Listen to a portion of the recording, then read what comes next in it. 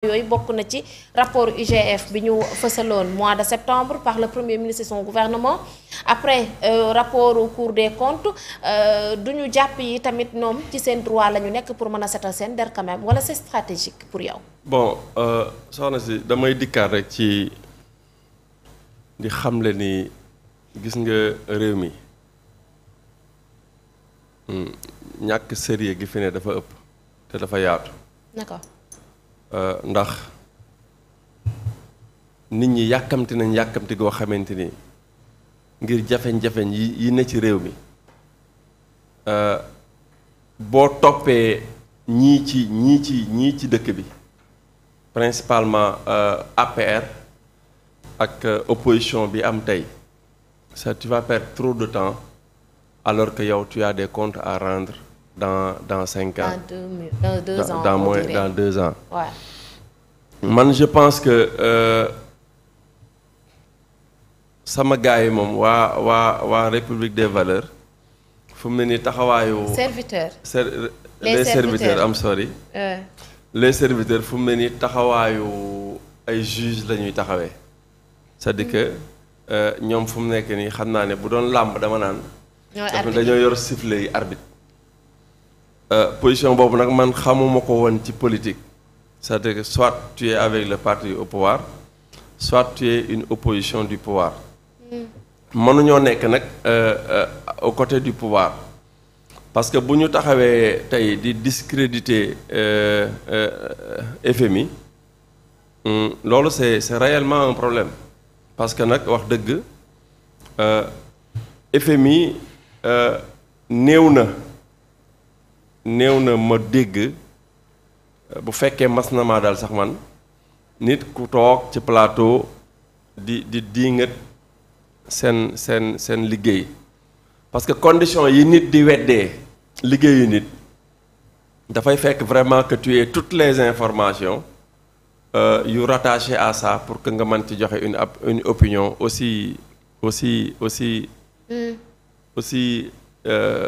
je sais même pas ci ban fànn c'est-à-dire le fait que. non xam nga jox crédit par rapport ak ñoom le fait que ñu wax ci dette cachée bi. wala misreporting bi ñuy non présentement ce qui se passe mooy. FMI romb na ak ñun programme mu dette cachée. parce que ñoom ci seen bopp waaw weddi woon nañ ko. donc ils ont constitué des experts ils ont fait un travail ils ont demandé des documents. loolu yëpp bi ñu leen ko fourniree ba noppi aussi ils sont revenus dajewaat pour dire que ni accepté nañ que y a des choses yoo xamante ni qui n'étaient pas vraiment coquettes par rapport à ce qui s'est passé au régime antérieur. léegi nag est-ce que ñun dañ fee war a nekkaat di jël temps ci FMI li mu wax du dëgg FMI li non ñun nekkatuñu ci loolu. mais tamit ñi ñuy jiiñ bëgg nañ mu leer quand même. parce que là on indexe des personnes. ok ouais. On indexe un régime qui est le régime de Macky Sall. Man dans ce sens parce que Macky Sall ou bien le régime de Macky Sall tout au début même de cette polémique là. waaw mais ñoom bi FMI di jiixi jaaxa parce que FMI tàmbalewul rek mu nangu waaw non tout au début vraiment c'était une contradiction bu metti ak FMI. En ces moments-là ñi ngi doon wax ak FMI tout le temps di wax di glorifier FMI nekk dernière FMI léegi FMI a changé de position a confirmé que ni am na lu xew loo xamante ni wax dëgg ñoom xamuñu ko woon ci jëfu Macky Sall léegi est-ce que léegi ñoom bu ñu tourner seen veste jàkkaarloo ko FMI ñun dañuy amaat temps boobu ñun on n'a pas ce temps-là gis nga li wolof yi naan borom càq du xeex ak borom baatu neen. ci étape boobu lañ toll FMI était l'arbitre entre les deux camps FMI a tranché. Nous on avance sur autre chose. ñoom nag gis nga rapport yi ñuy laaj. c'est des rapports qui ont été fournis à l'FMI. FMI exploité na ko avec ses experts donc ils ont su que ni il y a quelque chose ils ont trouvé quelque chose. mais ñoom tamit jàppoon ni tamit. ci seen ay droit la nekk. pour tamit ñu daal leen ñii amatuñu benn droit gis nga Macky Sall ak ay nguuram. nañu bàyyi caaxaan yooyu. mënoo jël ab réew yóbbu ko ci étape yu metti yu jafe yi. nga nekk fi naan ay droit qu'on ne nous tympanise pas. Si c'est le mot. mais bu ñu demee ba di ko indexé ay avocats toog daal ni nañ leen fournir li nga xam moom moo di les documents yi ñu soxla pour ñoom it ñu def seen propre analyse. non nañu xaar daal di fësal seen liggéey par rapport ak cette situation. nañu xaar ñun demaguñu ak ñoom ci ay contentieux. nañu xaar bañ woo leen ci yoon.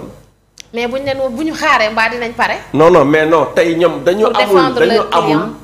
dañu amul légitimité. buy tax ñu taxaw ci aw rajo di ñu laaj ay rapport ces rapports là existent bés bu ñu àggee ci génne ko danañ ko génnee et que on va le faire c'est-à-dire que Macky Sall dafa ne ci benn agenda boo xamante ni. mooy tax muy jouer tout ce cinéma là. pour yow lii c'est stratégique. mais non on connaît Macky Sall xam na ni il pensait que ni peut-être dina yoot ba nax tubaab yi peut-être ba àgg amaat yeneen responsabilité au niveau international. Donc cela rend douteux son futur. Donc il s'alarme à ce que naka lay jéemee fay lakk boobu loolu mënta nekk désormais Macky Sall est un élément boo xamante ni que nous le parti au pouvoir considérons que c'est un élément très dangereux qui a sacrifié le Sénégal dans son économie ci lu dul dëgg de telle sorte que bu ëllëgee loolu faw mu topp ko léegi nag yàkkamti bëre moom am na nu ko olof yi di waxee. waaw yàkkamti bëre moom. mais tamit est-ce que duñu waajal seen bopp ci seen i. cumbukaay balaa ñuy bëre tamit léegi nag seen waaj bi xam nga lan la. nañuy réunion di toog di waxtaan di xaar. bés bu rafet yi ñu soxla nag. mu ni mooy les rapports danañ ko jot. lan mooy problème bi. non amul problème. c'est-à-dire que ñun tey dañoo amul jotu di wax ak koo xamante ni yàq na réew mi mu toog di ci jël temps.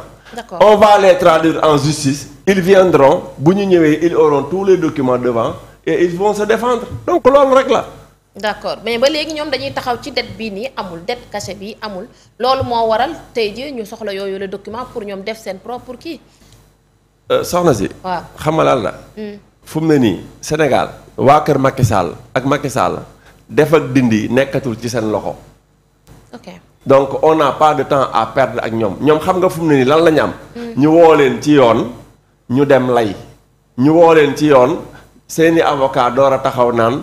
les documents yi ngeen ñu accusé won leen ñu ko ñu jox leen ko ñu exploité ko ils reviennent se défendre donc y a pas autre chose mais en ces périodes là conférence de presse gàddu sab tubaab ñëw teg ko ci saalu Ndakaaru yi avocat Dakar Sénégal yëpp wër ko muy làkk tubaab pour dire que yow tu ne respectes même pas tes collègues dans un parti où il y a tellement d'avocats yoo xamante ni de renommée nga bàyyi leen fi dem jël benn tubaab ñëw mu toog seen kanam di leen làkk ay tubaab moi je pense que y a rien de sérieux dans tout ça.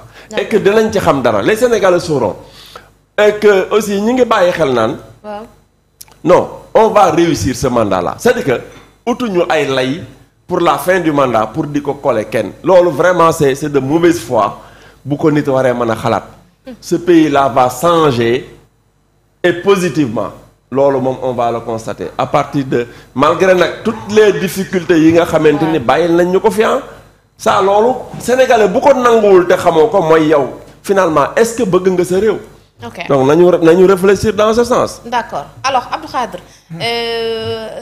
yaa ngi koy wax sànq ni dañuy wax ci mbirum FMI mais là on a entendu ki nga xamante ni moom moo di Aïssata Tall Sall. sombi bi ñoom ñoo ko sombi ñu ngi koy commencé naan certes affaire yi jafe-jafe yi sénégalais ñu ngi koy dund mais jafe-jafe yooyu comme ñoom li ñuy wax